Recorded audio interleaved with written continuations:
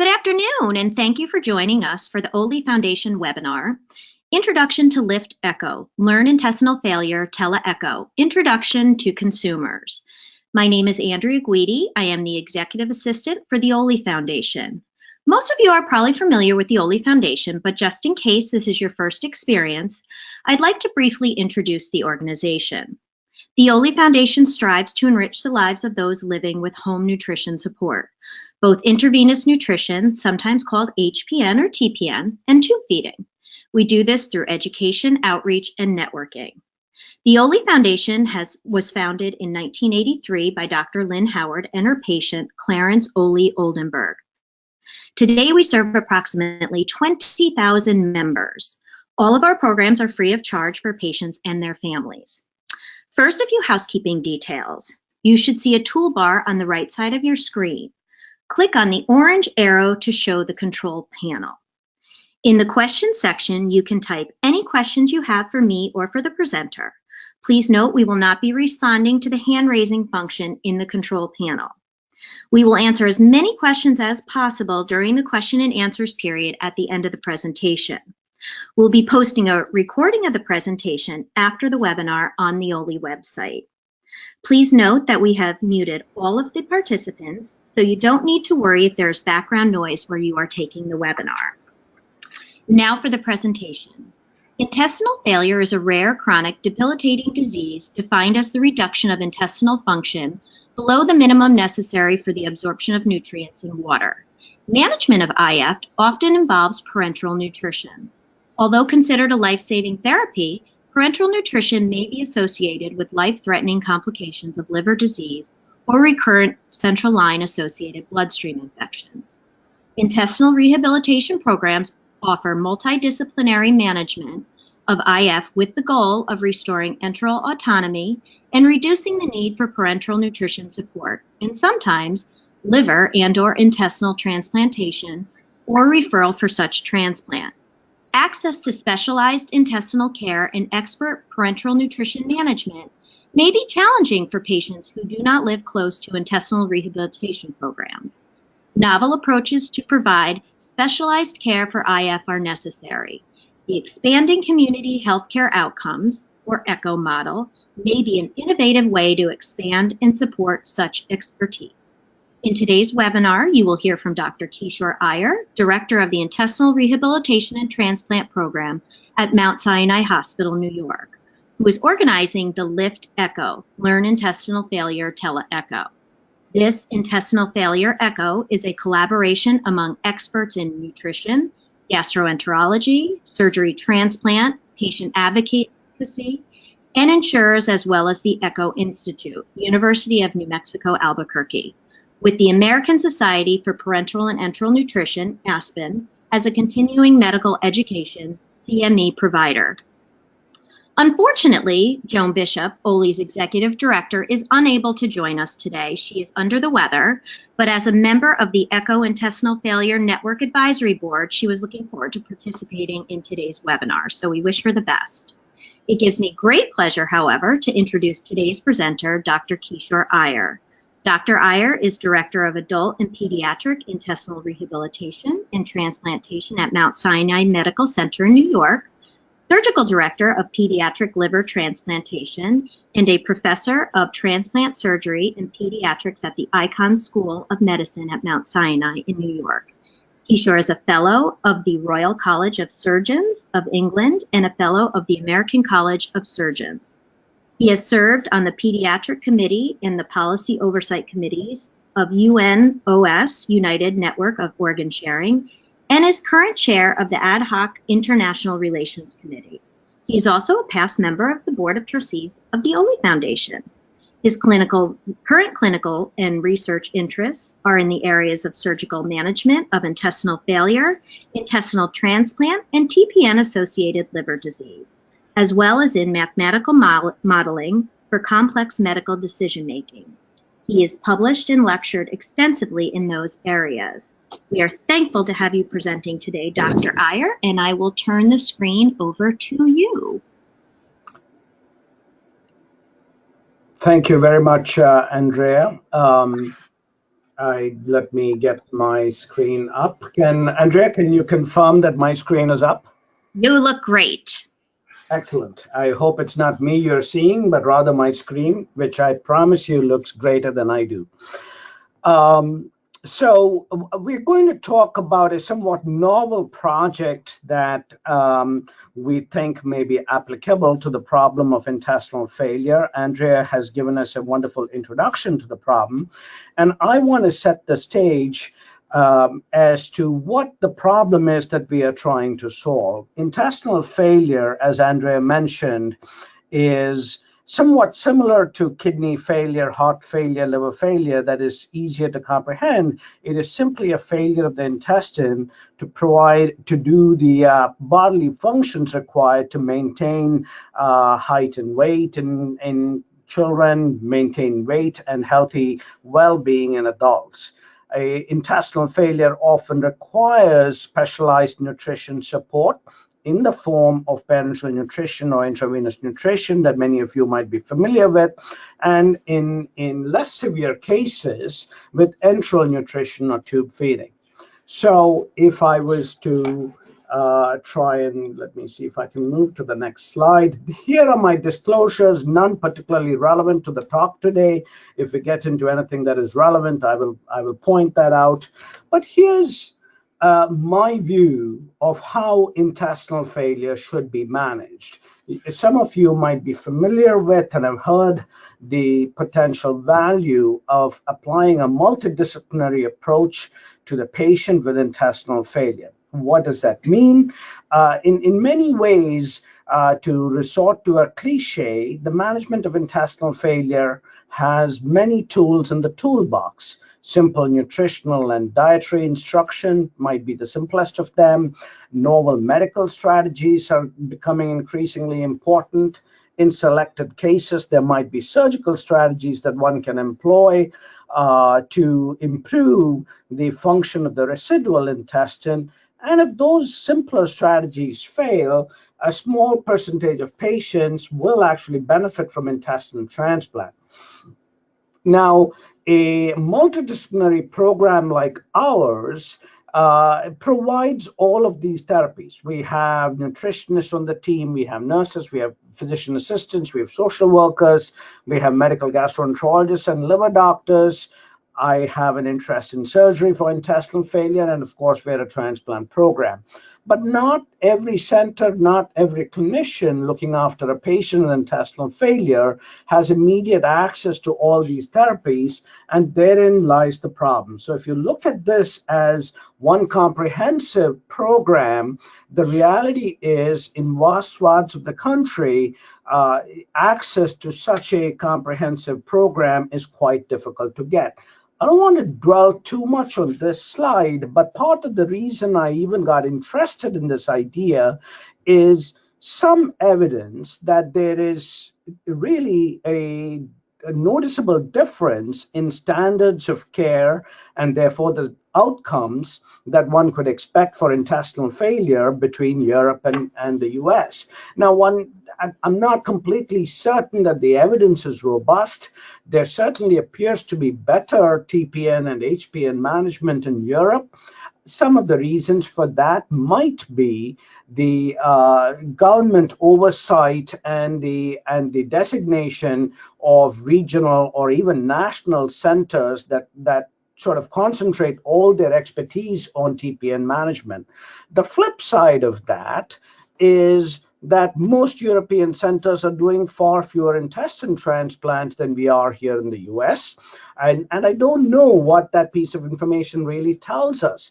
Does it tell us that they're doing much better intestine transplant, much better TPN, I beg your pardon, and therefore fewer patients need transplant? Or indeed, does it tell us that because of government oversight and regulation, there is relatively good TPN management, but the minority of patients who need transplant don't really have access to it? So this data is a little unclear, I have to say, but nevertheless, there's at least some data, at least when it comes to TPN or HPN management, perhaps European centers are doing better.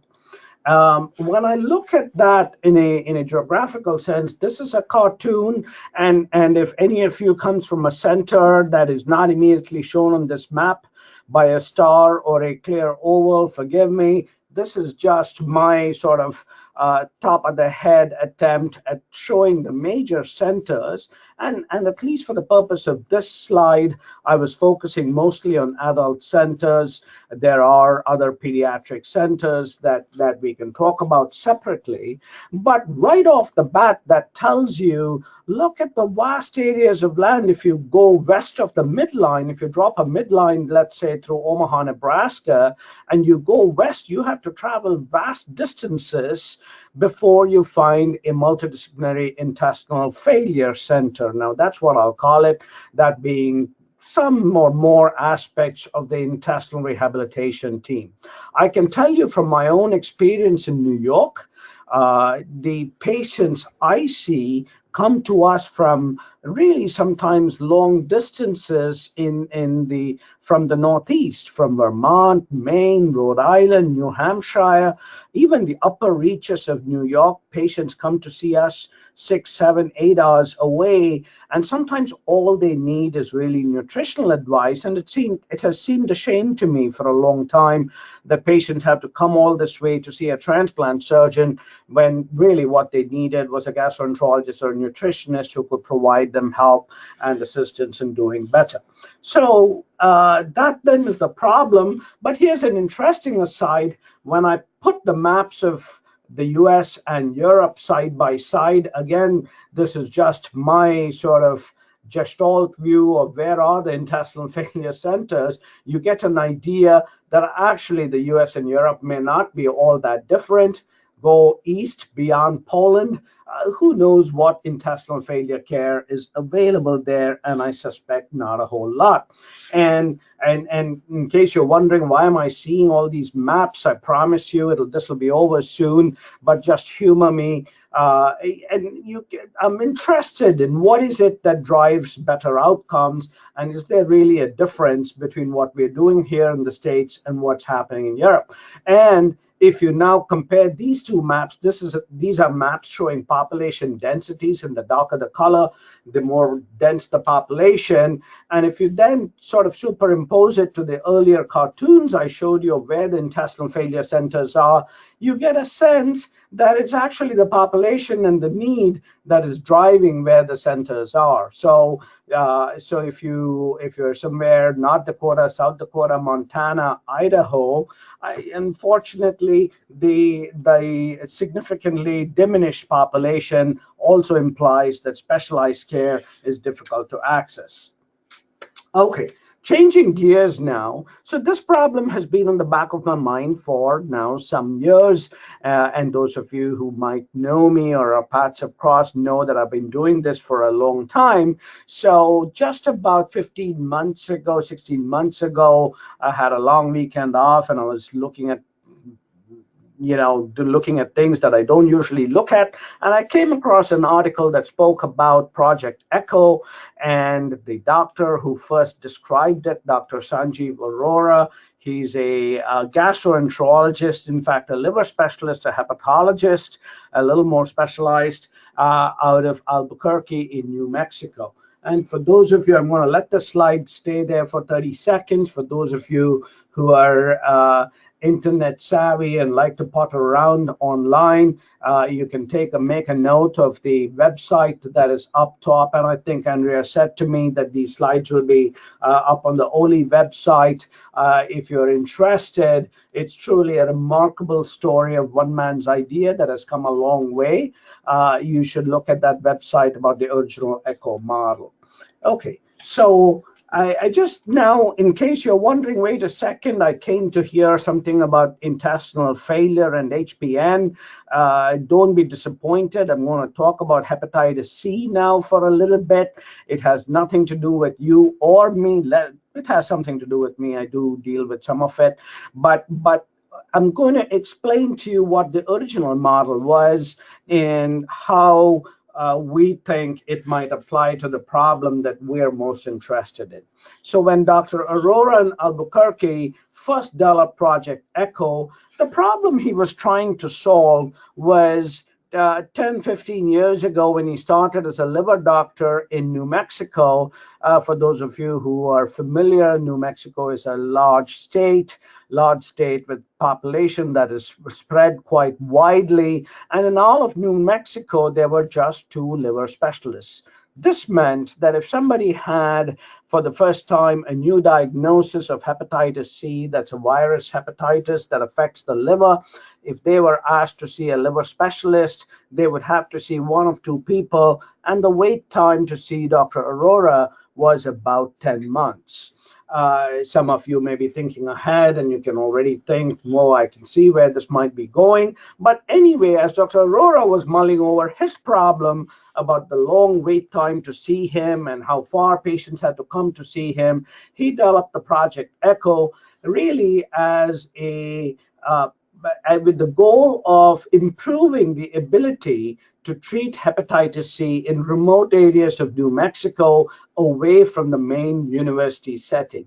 And a secondary goal of his project was to see if he could do this for hepatitis C, could he do this for other diseases? And this is, it looks a simple slide, but there's a wealth of information in this. So if you think of the ECHO model as having 4 principles, A, B, C, D. A is amplification, which means he was going to use technology, the resources, and the resource in this case is the specialized knowledge that he had. So he was going to use technology to amplify that very scarce resource of knowledge. How is he going to do it? He was going to go to the B, which was best practices. We know in medicine, this is a term we use often. We throw it about in hospitals. For many things, we know what are best practices. We know what is the best way to look after a central venous catheter. We know what is the best way to provide nutrition for somebody. Those are examples of best practices. And so also in hepatitis C, there were best practices that Dr. Arora knew, but out in the community, non-specialist clinicians didn't know. The next C is very important, case-based learning. This is well known in hospitals. When we started life in medical school, we were medical students. We saw, while we learn from books, most of all, we learn from patients. And yes, patients are cases, so each case tells a story. Each case tells often much more than a book can. And Dr. Arora suddenly had his aha moment when he realized that what took him from being an ordinary non-specialist doctor, that's what I mean by ordinary, to suddenly become a specialist liver doctor. He saw a lot of cases of liver disease, and he learned from those cases to master the complexity of liver disease. And voila, 2 years later, he became a liver specialist, and he thought he had to use the same principle for the ECHO model. And lastly, he thought it was important. He was introducing a new model. He was going to use different strategies. That's the database and using web-based strategies to monitor outcomes for what he was doing. With all this effort, was it a good thing or not? I put this picture up, and a lot of these slides were shared by Dr. Arora with us. He's been very generous in sharing the knowledge he and his team have accumulated. And that's how a Project ECHO for hepatitis C used to look. So I don't know if you can see the pointer that I'm going to move around, but I'm going to move it anyway. That's the hub of this model. If you can see it, the ECHO veil with the banner at the back. And that's Dr. Arora and his team at the University Center taking down notes and hearing about cases from people at different sites far away from Albuquerque. So for example, top right, whatever this is, PCA Espanola. PCA Espanola might have a difficult case of hepatitis C. They present the case, and you can see that's just 2 clinicians in a small office presenting a case. This expert team hears about the case and gives them feedback. And the other interesting thing here is not just a 2-way dialogue between the expert team at the hub, and this is a term you're going to hear again. So this is a hub and spoke model, somewhat like the wheel of a bicycle, the hub at the center, all the spokes around. So it's not simply that the spokes or having a one-to-one dialogue with the hub, but rather, as Dr. Arora emphasizes, this is all teach, all learn. So there's an opportunity once this spoke, for example, presents their case. Everybody can ask questions about the case. Everybody has some time to discuss. Then the hub summarizes the discussion, summarizes the recommendations, gives some expert recommendations, and then they might move on to the next case from Las Vegas. Go figure. So that's the idea of an echo clinic, and that's how it worked for hepatitis C. And this is another example, and this time you're looking at it from Dr. Arora's point of view. Take my word for it. I can now recognize his back as well. That's Dr. Arora's back there, and he's looking at the screen and he's seeing the spokes, and he's hearing in real time from different people, and not just him. He's got his expert team there to help him, because we know that that people, good teams function well by getting expertise, drawing on expertise from different people. And you can see something very interesting here, which I hadn't observed before, but now that I see it, I'm going to point out to you. Look at what is on the screen that Dr. Arora is sharing, and that's a presentation from his computer. Not much different from what we're doing here, even though this is a webinar, is a little bit of a lecture. I'm talking, you're feeling like, wait a second, are you going to give us a chance to talk? Yes, we will. I think Andrea is going to give you a chance to talk.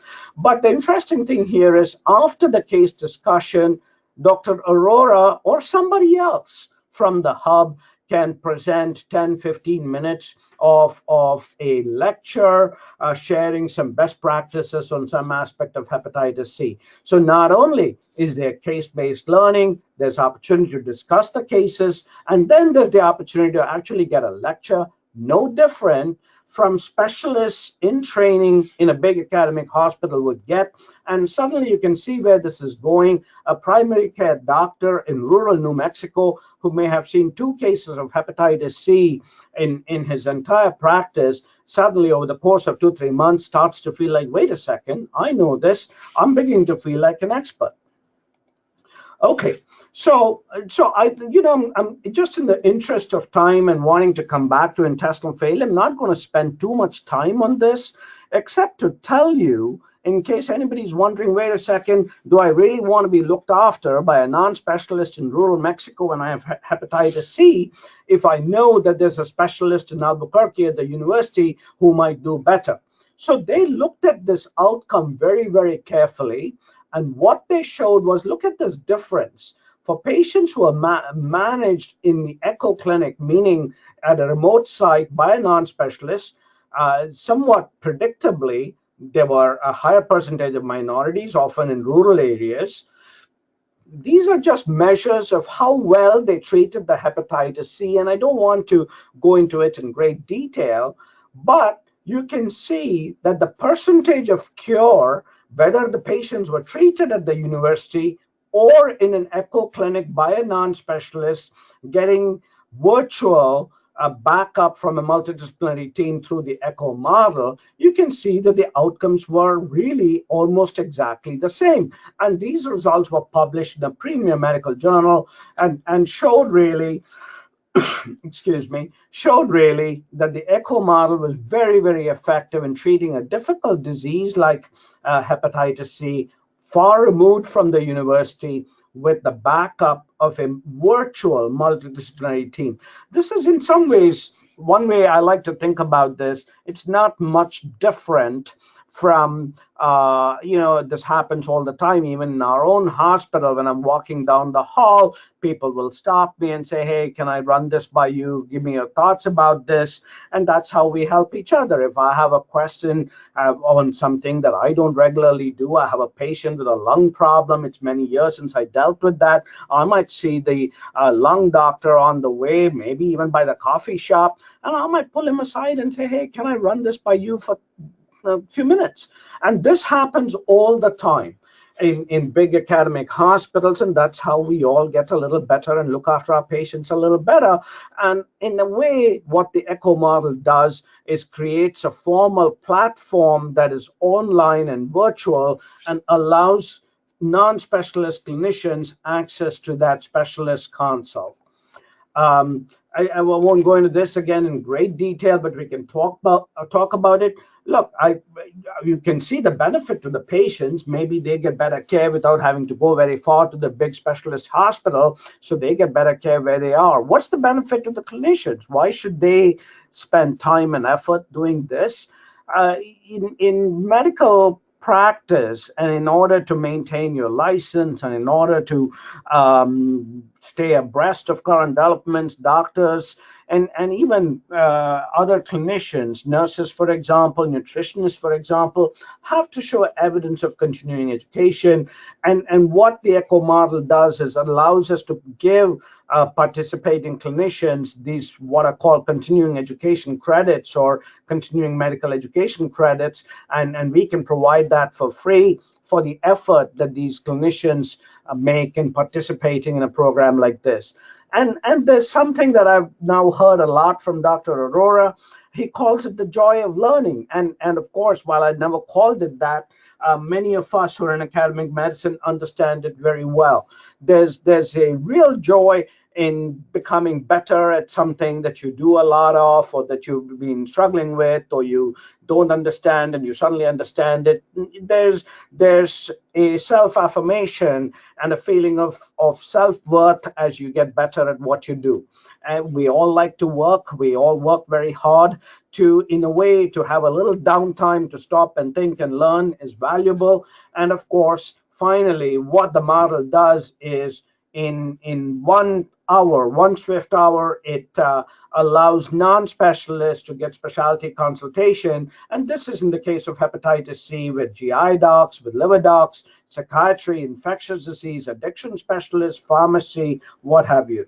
So there is value all around. And now I want to change gears a little bit and point out a very important, this slide is very, very important. Many of you may have heard there's a lot of interest right now in telemedicine. And telemedicine has value, is important, but it's not the same as ECHO. And what's the difference? I want you to focus on the lower part of the box. I'm still not completely certain my arrow shows, but in the lower part of the box, you can see what traditional telemedicine looks like. There is still a single specialist managing a single patient at a time. So what this did, there is some value to it. The patient might be 5 hours away, just coming for a follow-up visit to talk to the doctor, get some nutritional information, nutritional advice. That can be done by telemedicine. Of course, there's value. The patient didn't have to drive 5 hours, didn't have to wait 4 months for a follow-up appointment. But notice one important thing. There's still only a one-to-one relationship. This specialist doctor is still able to manage only one patient at a time. In contrast, what ECHO does is that if you have the hub, you go back to the picture of Dr. Arora and his team sitting in Albuquerque at the university, there's one expert team.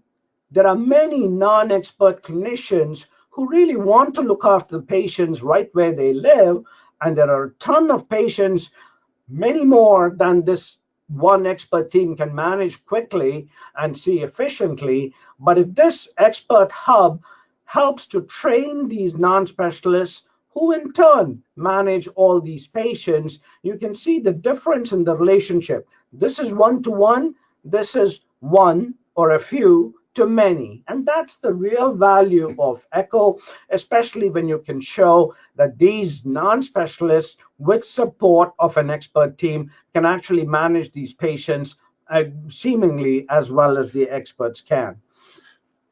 So now before you celebrate and say, oh, he's come to the conclusion, no, this is only conclusion to hepatitis C. But at least from the context of hepatitis C, what they were able to show was that rural primary care clinicians who are not specialists in liver disease appear to be able to deliver care for hepatitis C with the support of Project ECHO that is as safe and effective as given by the specialists at the university clinic.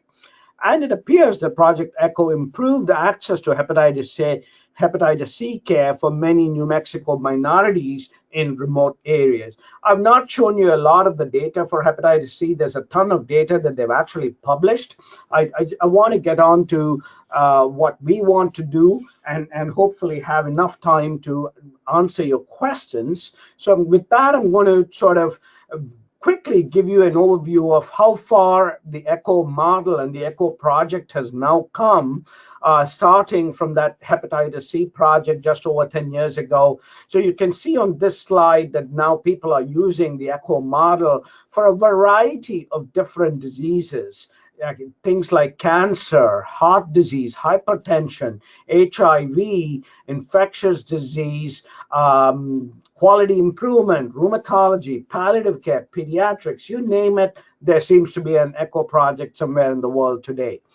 This is just from a recent paper that came out in late 2018. The VA system, which is a very huge hospital network all over the US caring for veterans, is now running a very successful hepatitis C ECHO.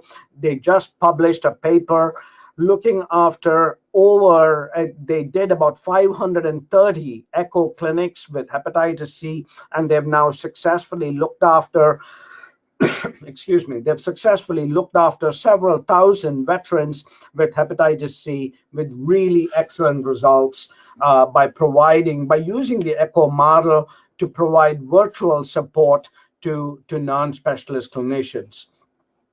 And now, of course, I alluded to this earlier, there are roughly 275 different hubs, a lot obviously in North America, but now they're starting to spread around the world, South America, Africa, as far as Australia. Queensland has a big ECHO project going on in pediatrics.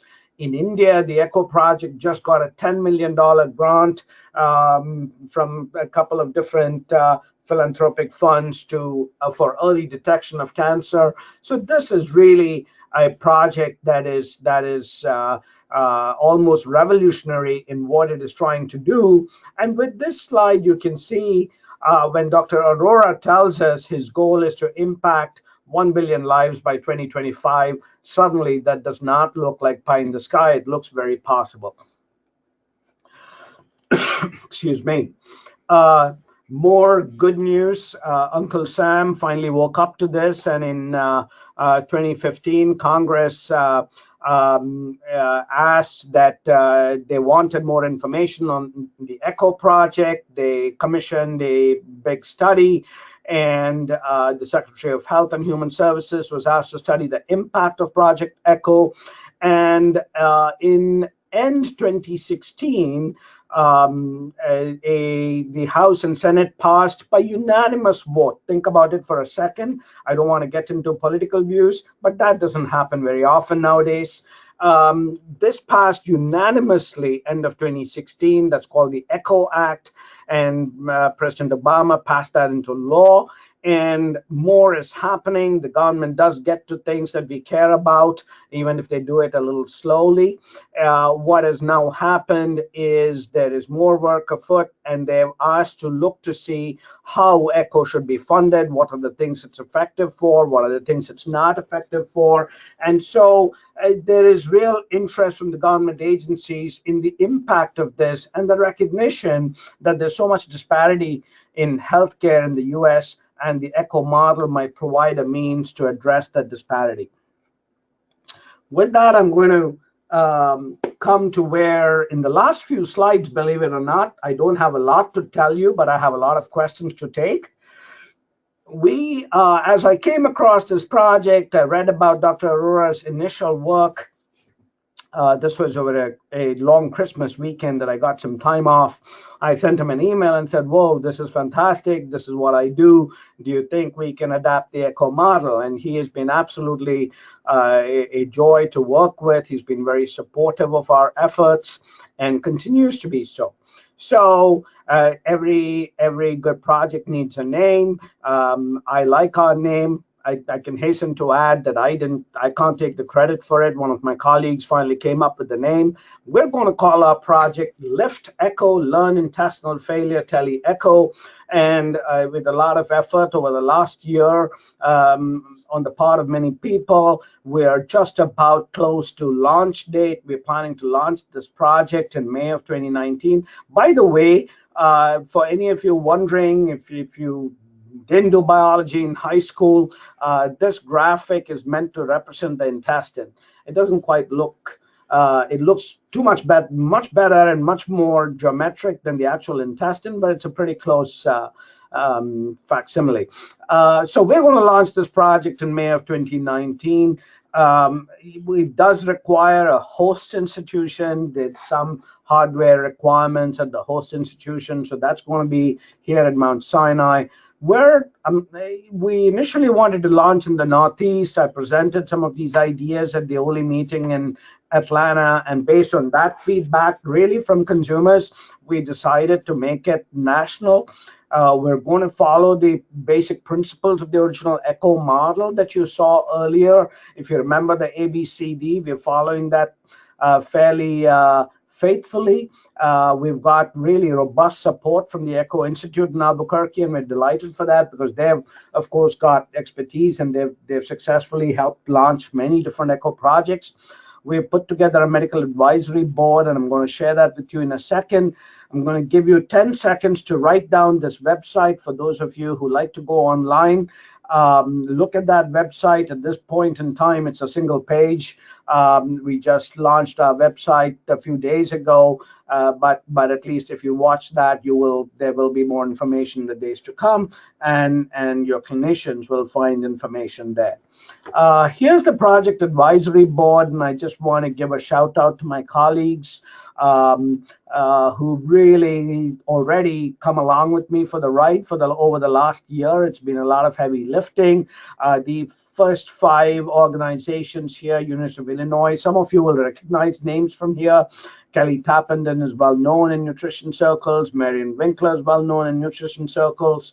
They were both past presidents of ASPEN, which is the American Society of Parental Nutrition. ASPEN as an organization thinks this is a very good initiative and has really been very supportive.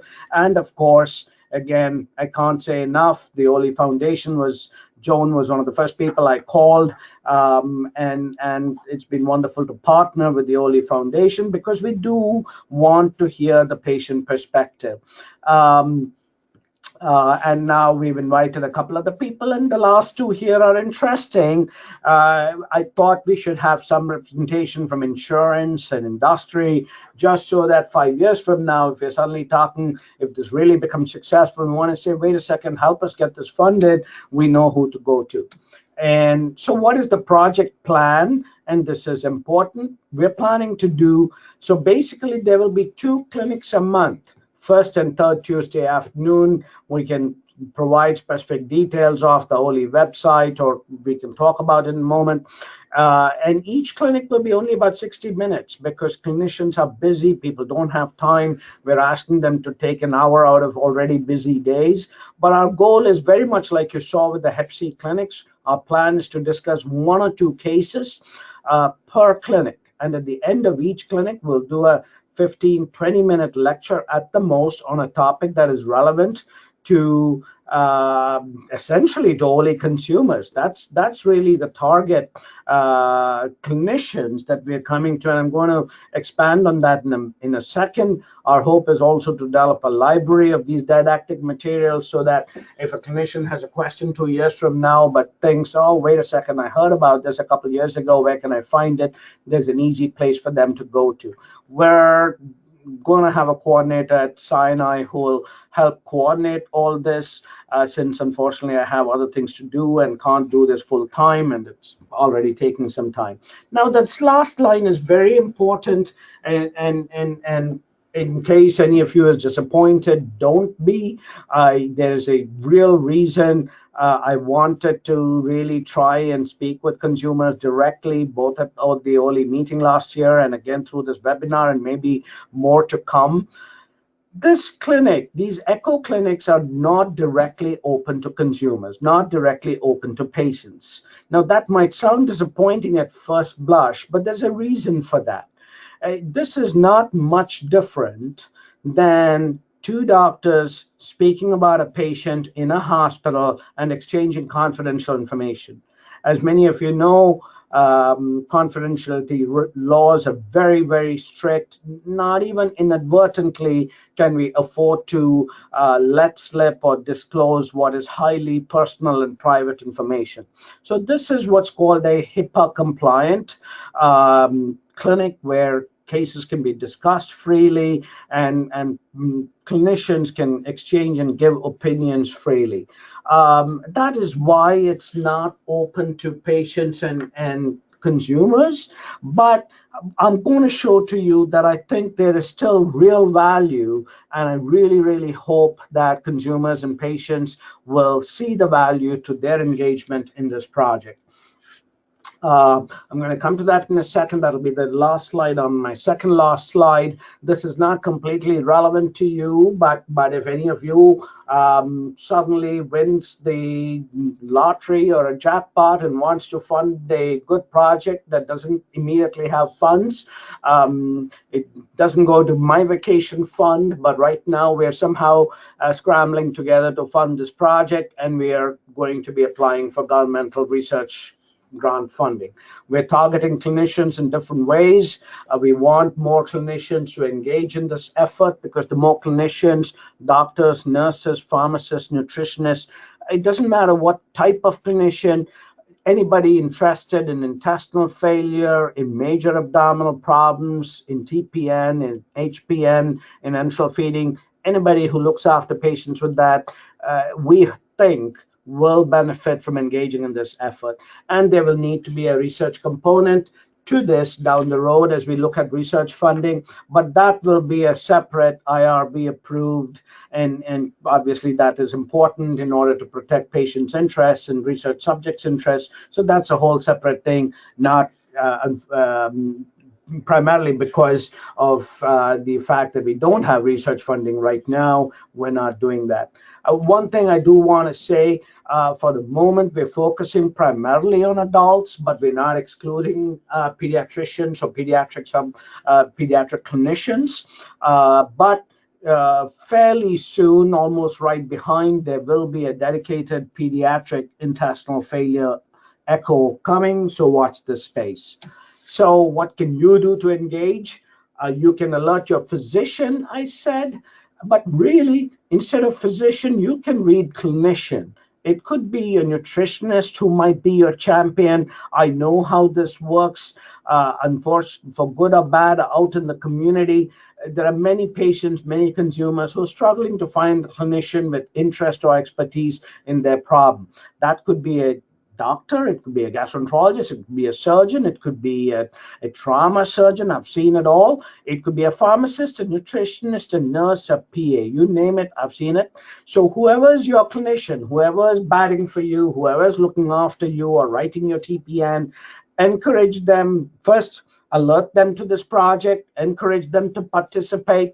One of the things we're thinking of is having readily available, maybe as in an electronic form on the Oley website, perhaps a brochure that you can easily print off at home, that you can take to your doctor or your clinician and say, hey, did you hear about this? Will you consider presenting my case? So that's really what I'm asking of you. Spread the word. Be a part of the echo. With that, I'm going to stop, and hopefully we have time for some questions.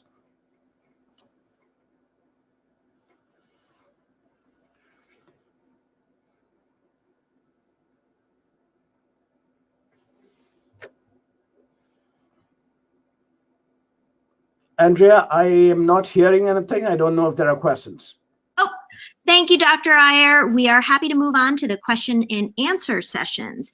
If you haven't done so already, please feel free to submit your questions in the question section of the toolbar on the right side of your screen. Okay, Dr. Iyer, thank you for your presentation, and to you and your colleagues for your work on Lift Echo. What are some of the obstacles to spreading this model for intestinal failure? That is, I don't know where that came from, but that's a terrific question.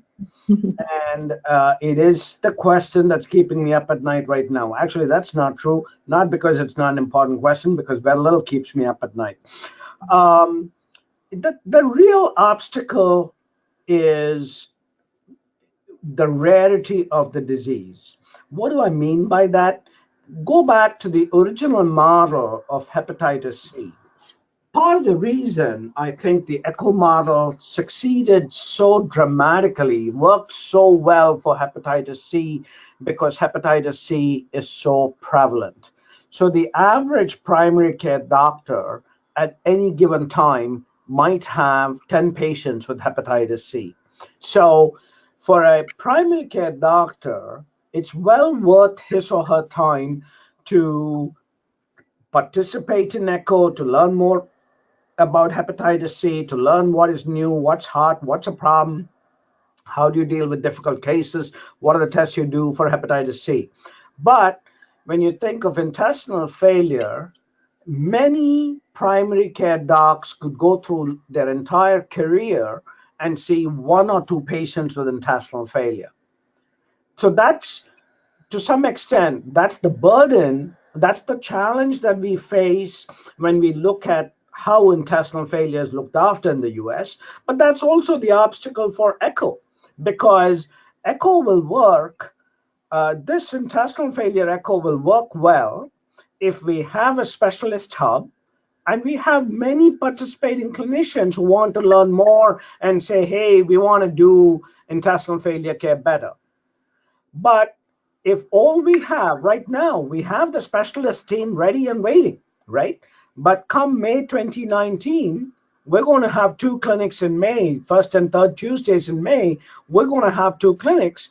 But if nobody signs up to participate, if nobody signs up to present a case, then there's not much to echo about. So that's really the biggest obstacle. Our challenge is to find the clinicians who are looking after the patients who are members of Oley. I don't know if that adequately answers the question, but really there is a second obstacle in terms of funding, but I'm less worried about that. Well, I have access to some research funds within the intestinal program. We're using that. We got a seed grant from one of the pharmaceutical companies that was very generous. They liked this idea very much. And the Oley Foundation, hopefully it is still pending, will hopefully give us some seed funding. But while that's an obstacle, because how does this get paid? How do people get paid for the time they spend?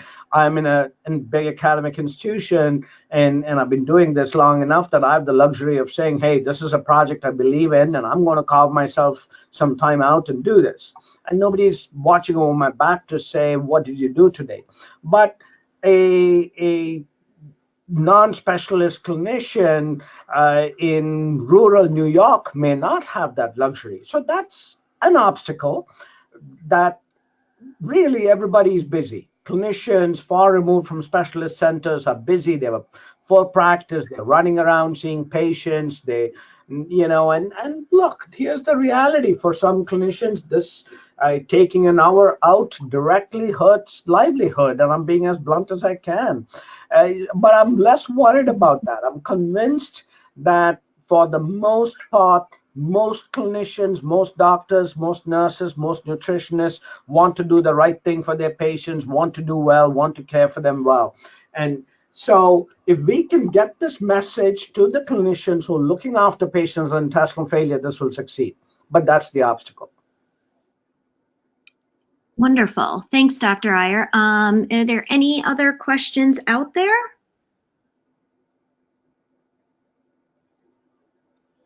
We have no more questions for Dr. Iyer. Andrea, can I ask a question? I think Raj may be on the line. Yep, I'm here, Dr. Iyer. So my question, if we're spreading the word through Oley consumers, if an Oley consumer wants to take information about echo to his or her clinician, we've sort of talked about this a little bit in the past. How best do they do it? We have a couple, we have now printed a brochure, we printed a mailer, we're trying to get this word out. But is this something that we can perhaps host on the Oley website as a PDF that consumers can simply print off and take to their docs? Absolutely. Absolutely. And we have the original article that we published in the newsletter as well. And we have these webinars will be recorded and they will be on the website as well. So I'm thinking that we should have an echo page that has all the echo resources that they can direct their clinician to. And we'll also put that information on a link to that from the clinician page. So if you want to send me over a PDF of that brochure, that would be excellent. And for anybody interested, then I would say I'm going to try and send this off to Roz today, and maybe I don't know how long it takes before it gets uploaded on the website, but there's more information in the brochure. Read it, and if you have questions, you're interested, you want to engage more, we've looked at it every which way. We examined the possibility of direct patient involvement, and that just simply seems a non-starter every which way we've looked at it.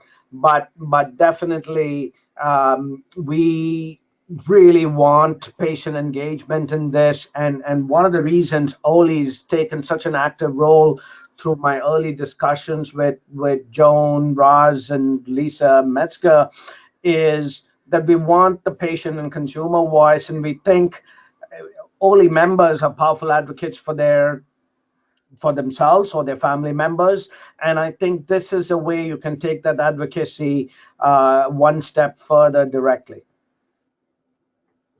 Yeah, absolutely. We would be in full support of that, 100%. It gives the patients out there a new tool if they're being managed by a physician who's not in a major medical center. It gives them a new way to get better outcomes, better access to specialized care. Dr. Iyer, we have a couple more questions coming in. One is, how soon can a physician sign up to present a case for the start date in May? Wow. Okay. Yesterday. Look, the sooner the better. I have to tell you, I've now gone a couple times to the Echo Institute in Albuquerque, and frankly, people are quite surprised at the level of enthusiasm and engagement we have on this project. So we're scrambling on all cylinders. Our website went live last week. The brochures are still warm. They're hot out of the press. I'm starting to collect cases because we should be so lucky that we have many cases. That may take some time. I suspect as we launch, they will come in ones and twos. So, and we would like to triage them. Keep in mind, while of course there's a vested interest that even from a clinician's perspective, if I'm a doctor out in the community, I might have a vested interest in just getting my 3 questions answered. But if you think of this as a bigger learning tool, then there are 2 aspects to that benefit. One is directly for that patient's care, but the second is to the larger goal of that doctor and other doctors learning. We want to collect cases, we want to triage them, we want to organize them in a fashion that we think is most appropriate to learning this very complicated area of medicine. But I have to tell you, right now, we have less than a handful of cases. And 3 of them are mine. Okay. Can the same patient be presented as a case study at more than one clinic if they're a highly complicated patient? Yes, that's also a good question. One of the things that Echo does, and we're actually interested in tracking that as a separate feature. That's a very astute question, because by its very nature, we are constrained by time.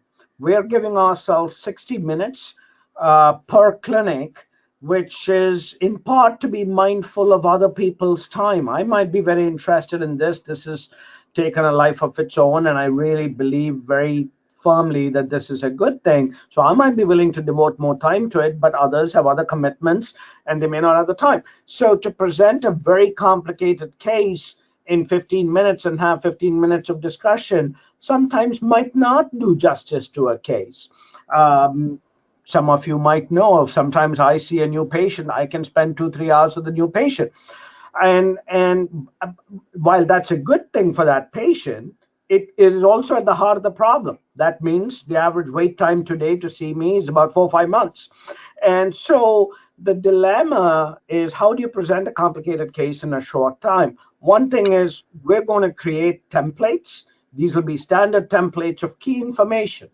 And I'm doing this routinely in my practice. Therefore, for us, it's not a very big stretch to implement this in ECHO. So when a clinician contacts us either by email or phone and says, hey, I have a case, I'm on this ECHO thing, I want to present this case, we'll immediately send out a template and say, here's the template, send us information, and we'll let you know when you can present.